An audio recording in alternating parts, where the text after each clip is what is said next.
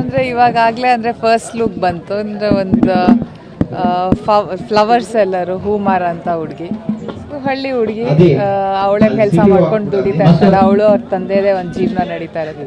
So ಈ ಊರಲ್ಲಿ ಸಮುದಾಯದಲ್ಲಿ ಒಂದು ನಡೆಯೋಂಥ ಕತೆ ಅದು, ಮತ್ತು ಅದ್ರ ಜೊತೆ ಅಶೋಕ ಮತ್ತು ಅಂಬಿಕಾದು ಒಂದು ಲವ್ ಸ್ಟೋರಿ ನಡೀತಾ ಇರುತ್ತೆ. ಅವಳು ಹೇಗೆ ಅಂದರೆ ಆ ಸಮುದಾಯದಲ್ಲಿ ಅದೊಂದು ಗಲಾಟೆ ಅಥವಾ ಅದೊಂದು ಫೈಟ್ ನಡೀಬೇಕಾದ್ರೆ ಅವಳು ಹೇಗೆ, ಅವಳ ಪಾತ್ರ ಏನು ಅದರಲ್ಲಿ?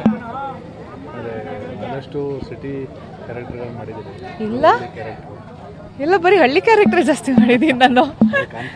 ಕಾಂತಾರ ಅದಾದ್ಮೇಲೆ ಇವಾಗ ತೆಲುಗು ಸಿನಿಮಾ ಇದು ತುಂಬ ಆ್ಯಕ್ಚುಲಿ ಯುವ, ಅದು ಬಿಟ್ಟರೆ ಪಾಪ್ಕಾರ್ನ್ ಮಂಕಿ ಟೈಗರೂ ಇಟ್ ವಾಸ್ ಏನು ಆ ಥರ ಹಳ್ಳಿ ಸಿಟಿ ಅಂತ ಹೇಳೋಕ್ಕಾಗಲ್ಲ. ಪಾಪ್ಕಾರ್ನ್ ಮಂಕಿ ಟೈಗರ್ ಯುವ ಒಂದೇ ಆ ಥರ ಸ್ವಲ್ಪ ಗ್ಲಾಮರ್ ಅಥವಾ ಆ ಥರ ಸಿಟಿ ಕ್ಯಾರೆಕ್ಟರ್ ಅಂತ ಇದ್ದಿತ್ತು.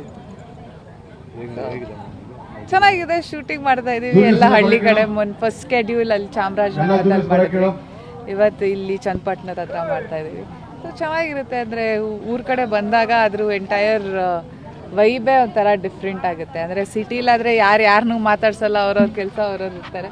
ಬಟ್ ಹಿಂಗೆ ಇಲ್ಲಿ ಬಂದರೆ ಹಾಗಲ್ಲ, ಎಲ್ರೂ ಬರ್ತಾರೆ ಶೂಟಿಂಗ್ ಅಂದ ತಕ್ಷಣ.